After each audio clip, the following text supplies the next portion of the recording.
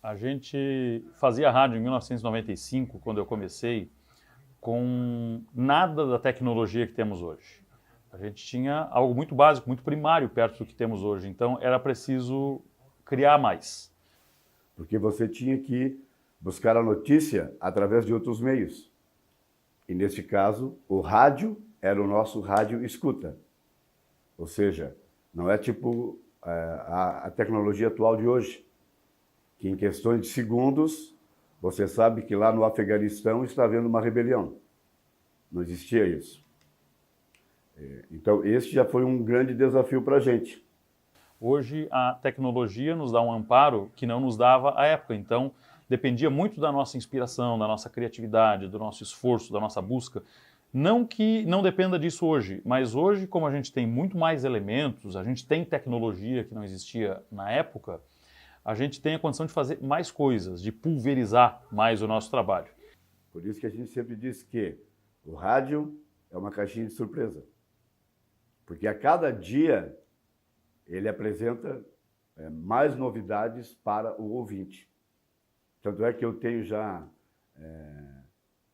algumas pesquisas que tem muita gente que gosta de ouvir transmissão de futebol pelo rádio e com a televisão com o som baixo. Aqui na região de Criciúma, em particular, uma vinculação muito grande da comunidade com os assuntos locais. Por isso que nós conseguimos, olhando para Santa Catarina, a gente consegue aqui na nossa região, e não só em Criciúma, você apanha Içara, Uruçanga, Lauro Miller, Orleans, Araranguá, alguns municípios da nossa região conseguem manter uma mídia local forte no rádio, porque tratam dos assuntos da comunidade, dos assuntos que as pessoas gostam de ouvir na cidade. Nós tínhamos notícias que não eram referentes aqui à nossa região. Eram poucos jornais de circulação regionais.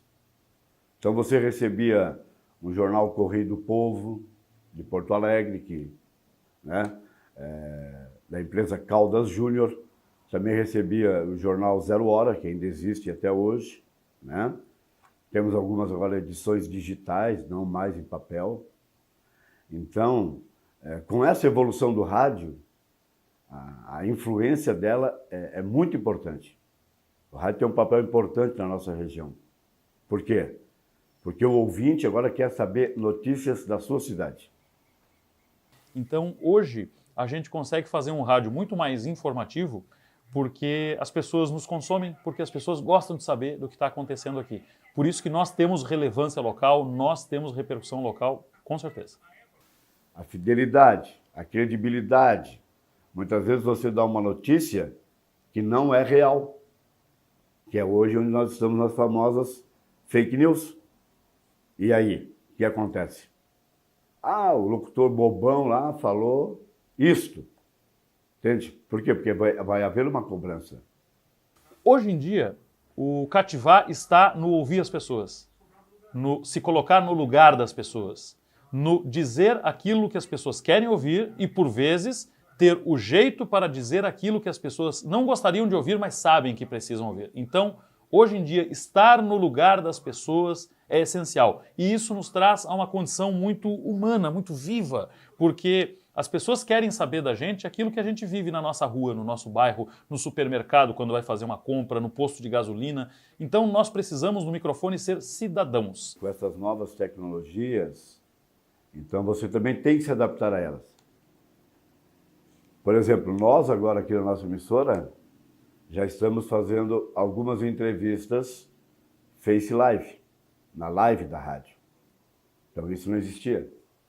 Mas nós estamos nos adaptando. Por quê? Porque você tem que seguir uma tecnologia. E isso é o mais importante.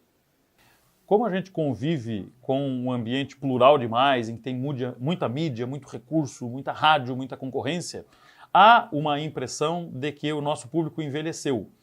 O nosso público envelheceu, é bem verdade. Só que o mesmo público nosso que envelheceu teve filhos, teve netos e ensinou esses filhos, esses netos a consumir aquilo que a gente faz.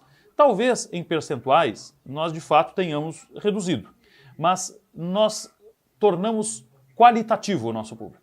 Nós temos jovens que nos ouvem. Nós temos gente da minha faixa etária, dos 30 aos 40 anos, que nos ouve muito.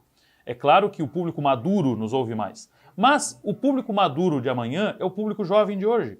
E o público jovem de hoje vai amadurecer e daqui a pouco vai desejar consumir aquilo que nós fazemos. Ninguém nunca imaginava que uma partida de futebol poderia ser transmitida numa live com o som da emissora. E hoje em dia é feito. Né? Por quê? Porque existe essa adaptação. Então, quando essa ferramenta da tecnologia ela é usada para o bem, para aquele ouvinte que é fiel, te referindo à pergunta anterior, então existe também essa adaptação. Por isso que eu entendo que nós vivemos de um ciclo de um público que se renova, mas que não acaba. E aí a conclusão, nós não vamos acabar. Por quê? Porque nós sempre vamos ter para quem falar com base naquilo que fazemos.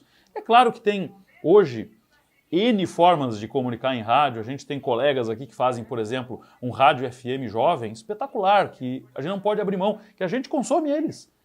Eu já tive até contatos com anunciantes aqui da nossa emissora que saíram um tempo do rádio, aí foram buscar Facebook, buscaram Instagram, buscaram outdoors e agora voltaram para o rádio. Por quê? Porque eles não conseguiram alcançar a venda desejada através das redes sociais. Então o rádio, ele sempre vai manter um público. As pessoas de fato nos carregam mais do que antigamente, né? Eu tenho a impressão que as pessoas cada vez menos ouvem rádio em casa. Guardados os casos das pessoas que trabalham em casa, que também é algo mais corriqueiro hoje em dia e tal, mas naquela época em que o público maciço do rádio estava nas residências, isso foi superado, isso foi vencido. O nosso público é móvel hoje. Por isso que, voltando a uma pergunta anterior que você fez, outra situação que nos fideliza com o público é saber circular com o público. Eu, particularmente, sou apaixonado por rádio. Então, para mim, o rádio, juntamente com a minha família, é o grande amor da minha vida. Eu vejo como o veículo do futuro. Sabe por quê? Porque a gente consegue no rádio fazer com uma agilidade que outros veículos têm mais dificuldade, a gente consegue fazer aquela transfusão, aquela transmissão, aquele assimilar do que a internet nos oferece. A gente faz rádio no Instagram, a gente faz rádio no Facebook, a gente faz rádio em qualquer rede social, a gente faz rádio no Twitter, a gente faz rádio em qualquer rede social. Fazer televisão em qualquer rede social é mais difícil, certo? O rádio tem essa mobilidade, essa facilidade, graças à nossa objetividade, graças ao nosso público-alvo, graças ao nosso foco. Então nós temos elementos que nos permitem fragmentar, nos dividir, estar nas redes e não nos apagar com as redes. Quando eu chegava no colégio, de manhã, eu almoçava. Naquela época, já que a gente falou em tantas modificações, passava um ônibus que ia para Bom Jesus, no Rio Grande do Sul, que saía de Araranguá, chegava em Ermo, 13h e trazia o jornal Correio do Povo. E quando chegava o jornal, eu era o primeiro a ir lá correndo para pegar o jornal. Eu já fui professor na faculdade de jornalismo na SATIC e a gente, nos 4 anos que eu dei aula lá, a gente convivia bastante com essa discussão do conflito entre publicidade e conteúdo. E eu sempre fui, até pela minha raiz no rádio, eu sempre fui um entusiasta da publicidade no rádio. Eu vejo o rádio como um canal fabuloso para a publicidade e vejo a publicidade como uma forma fabulosa de comunicar pelo rádio. Aí o que acontecia? Eu ia para o meu quarto, fechava a porta, pegava o jornal, eu lia o jornal de cima embaixo e fazia tipo um programa. Está agora no ar, notícias do meio-dia. Aí eu fazia as notícias. Pá, pá, pá, pá, pá, pá. Muitas vezes no rádio e na própria televisão se dá a impressão de que aquele é o momento de você zapear. E, na verdade, no meu entendimento, e eu me esforço para fazer isso, o meu convite é para que o meu ouvinte continue comigo e ouça o meu patrocinador, o meu parceiro, o cara que faz publicidade comigo, porque ele mantém o meu veículo, ele mantém o meu discurso, ele não molda o meu discurso. Ele não pode, o meu anunciante não pode moldar o meu discurso. Ele tem que me dar liberdade para que eu fale o que deve ser falado. O meu pai tinha um comércio em Ermo, meu falecido pai, que era o mercado do seu Joanim Moura. Quem era o patrocinador? Mercado do Joanim Moura. Então, todas as notícias que eu lia, né, era o patrocínio do mercado João Moura. Aí eu ficava, né? Lia. Eu li o jornal todo praticamente, ficava quase 2 horas, 3 horas no quarto fazendo essa leitura. Então eu vejo a publicidade como um complemento do conteúdo e muitas vezes ela é o próprio conteúdo.